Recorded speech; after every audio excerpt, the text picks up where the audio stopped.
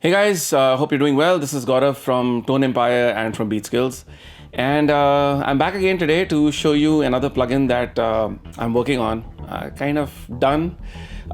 Firstly, I just wanted to thank all of you for the success you've given Samplex. I guess Samplex teach some really amazing producers and some very well-known people as well. And if you go to our website, you'll see we got great comments and a great feedback. I just kind of loved the idea of sharing the development process of the plugin, and so I've decided to come back again and talk about my new plugin. So maybe in the small window that we have between our development being finished and the plugin coming out, if there's anything else that I might have overlooked that you might want to suggest, I'm open to that. So I want to listen.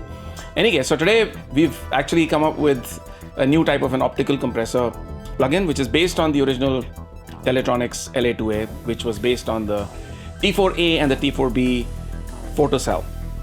So first, let's try to understand what an optical compressor is. I'm just going to go very brief, not going to go too scientific or too extreme. Okay, so basically when electricity or sound or current is converted into light and then back into electric current and audio, and that's what basically happens inside a photocell. So why do you need to do that? Basically, it was another way of controlling the level of sound. So in the early days, they were experimenting with the photocell, and they realized that if you convert the audio signal, once you amplify it, into a beam of light, and you have a receptor or basically a sensor which senses the light, then as loud as the signal gets, the higher the intensity of the light, and then that's the amount of compression that is actually happening.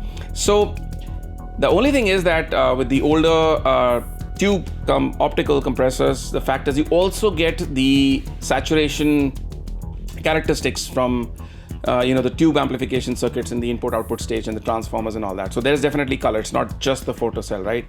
So what I want to do is basically take just the characteristics of the photocell and really very well capture that and emulate that, and then give you a very clean signal, but then go beyond than just what an LA2A could do. What we want to do is go beyond that and basically see if this compressor can be adapted to anything besides vocals and bass, because we know that the LA2A or optical compressors are just amazing for vocals and bass. Why? Because they have a very amazing release time, which kind of keeps changing as the signal is present, and keeps there's a slow release time post the first release time.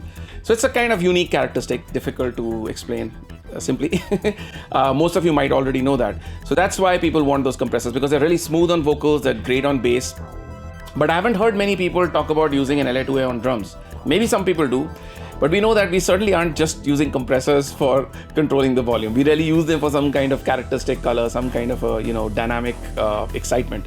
So I thought that what if we could take a very nice optical compressor design from the past, clean it from its tube artifacts, because I know all of us have various saturators going into our DAW, or use plugins of types, and might just be looking for the optical compression minus the saturation and harmonic content which gets generated. So the idea here was to do that and then give it a sidechain circuit.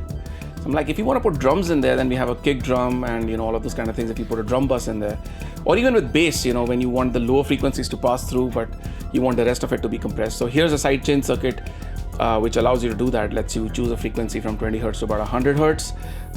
With a Q setting, basically you can set the width or the slope of sorts, although it's a 24 dB filter, but you can easily do that. So without much more talking, I want to show you some examples on vocals and bass and some drums, and I hope you enjoy them.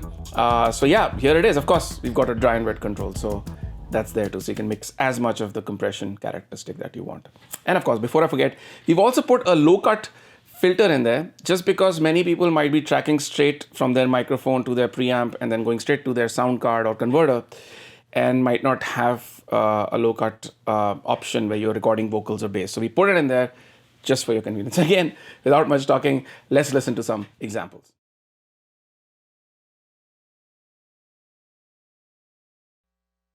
Open doors, respect one another.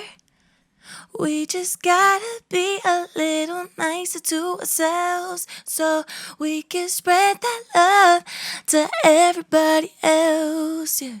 What goes around comes back around. Karma does the thing, so embrace the shift. And I just need everyone to help me out for a minute. Yeah.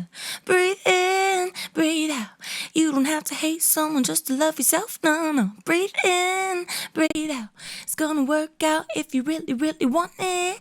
Breathe in, breathe out. Love always wins in the end. Why don't you try it? Why don't you try it? Yeah. Do-do-do, yeah. Do-do-do, try it. Do-do-do, why don't you try it? Why don't you try it? No, no. Open doors, respect.